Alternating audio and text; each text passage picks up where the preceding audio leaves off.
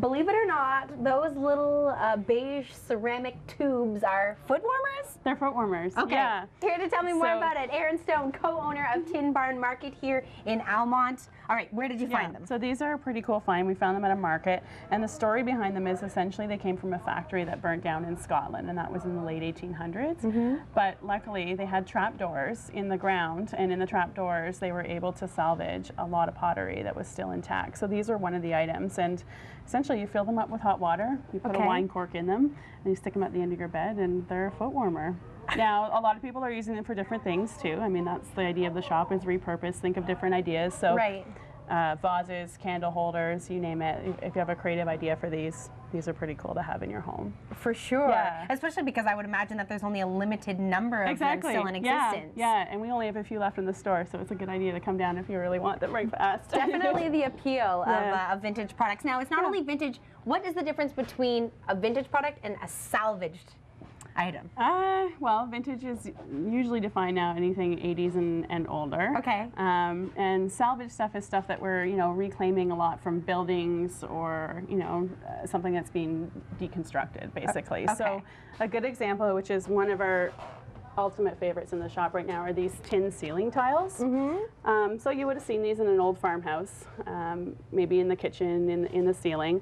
Classy. Yeah, so what we thought, they'd make really awesome art pieces, basically, if you mount them to your wall and people are coming in for them. So, we like this side, we like the green patina on them, but I mean, if you're a little more rustic and you want something like this, you've got this side as an option too. So. And can you imagine, and maybe this is, I don't know, not allowed because it's vintage, could you take paint to this? Sure, you could do whatever you want. Some of the contours. Exactly. You could I know nothing about art. You shouldn't don't take my advice. You can do whatever you want, and that's the neat thing about the shop is everyone has a different idea of what they want to use something for. You could frame it, you could mount it as is, you could paint it. So, yeah, sort of the sky is the limit when it comes to creativity.